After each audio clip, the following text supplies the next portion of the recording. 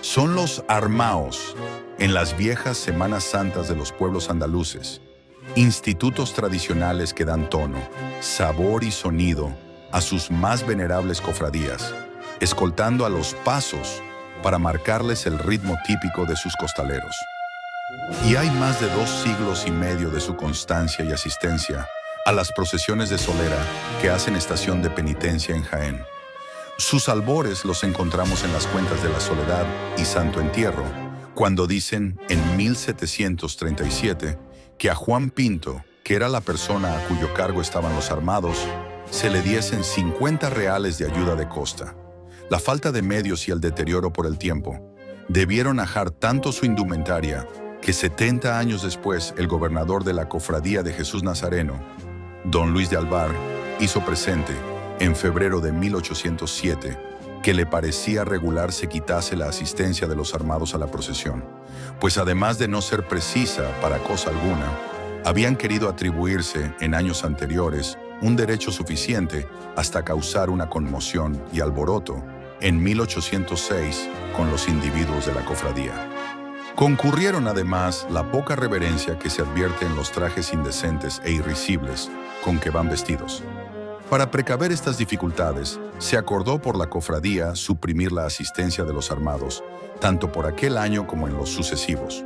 Pero una Semana Santa sin armados carecía del sabor clásico que la costumbre infiltra en el conjunto armonioso de las procesiones, y los armados volvieron con su marcialidad, más o menos afectada, a escoltar los devotos pasos de la procesión con que amanece el Viernes Santo de Jaén, con sus arrogancias y sus imposiciones de fingida milicia. Y hasta el secretario de la Cofradía de Jesús, don Juan José María de Aponte, llevaba la bandera del Senatus propia de la centuria romana, hasta que en la procesión de 1832 se promovieron nuevos y graves incidentes, con el disgusto propio del gobernador de la hermandad, don Lorenzo de Bonilla y Sanz. Iba en dicha procesión un ministro del Tribunal Civil, incorporado junto a los célebres armados, que al discurrir por ciertos sitios les voceaban los muchachos o mozos que presenciaban el cortejo e incluso tiraban piedras al llamado piloncho para salpicarles de agua. Molesto el magistrado, citó ante el señor corregidor a los padres de los muchachos alborotadores, exigiéndolos una multa. Por otra parte, cierta razón llevaban los mozalbetes con sus chungas, pues los armaos se presentaban como hacía 25 años o peor, con trajes tan indecentes y risibles que causaban más bien burla que objeto de devoción, siendo prudente que no se permitiese su asistencia para evitar mayores escándalos e irreverencias. Así se acordó desde 1833, e incluso que el secretario no sacase la bandera del Senatus.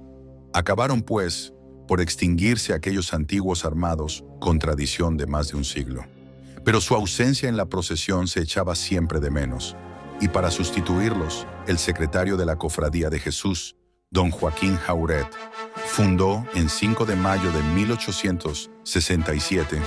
una cohorte de soldados romanos que desfilaron por primera vez el Viernes Santo 10 de abril de 1868,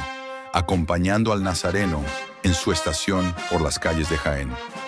Estos nuevos soldados romanos continuaron figurando en la procesión, aunque con alguna intermitencia, debido a incidentes que su arrogancia y pasión de mando promovieron por querer incluso sustituir en el desfile a la Guardia Civil.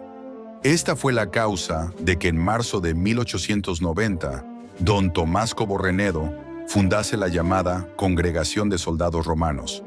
con un lujo y vistosidad insólita, cuyos estatutos de 22 de abril fueron aprobados por el señor obispo en 6 de febrero del año siguiente de 1891. Según los mismos, estos romanos estaban incorporados a la Real Cofradía de nuestro Padre Jesús Nazareno, a la del Santo Sepulcro y a la recién creada del Cristo de la Expiración, a cambio de que sus miembros gozasen ciertas exenciones y ventajas, como eran que se les dispensase la cuota de entrada, se les inscribiesen cual cofrades y se les reconociera el derecho de ser siempre los que habían de escoltar a las imágenes titulares de las 3 hermandades. El vestuario de la nueva centuria de soldados romanos estaba inspirada en los de la Cofradía Sevillana de la Macarena, muy teatrales en el gusto romántico de la época, con cascos de visera y grandes plumas de avestruz, tirabuzones, capas recamadas o de raso brillante en verde y encarnado, o azules para el santo entierro, borlas de oro, puños de encaje, cordones de seda, alabardas doradas, cornetas y tambores, bandera del Senatus o SPQR, medias rosa y botines de panilla bordada con flecos de oro. El más impresionante de todos, por su gran cimera de plumas de colores y uniforme de fantasía, era el capitán y fundador, don Tomás Cobo Renedo, que ostentando una espada de mando muy labrada y llamativa, iba al frente de la centuria. Una de sus primeras iniciativas fue abrir, en 1890, una suscripción de escasos resultados para regalar a la Cofradía de Jesús una escultura del Cirineo donada por los soldados romanos en 7 de febrero de 1892, con cuyo motivo hubo que alargar en 1894 la cruz de Palo Santo del Nazareno en 90 centímetros. En marzo de 1892 se formó una sección de caballería con clámides púrpura de raso reluciente, con un lazo negro al hombro, si alguno de los romanos tenía luto, y puños de metal dorado.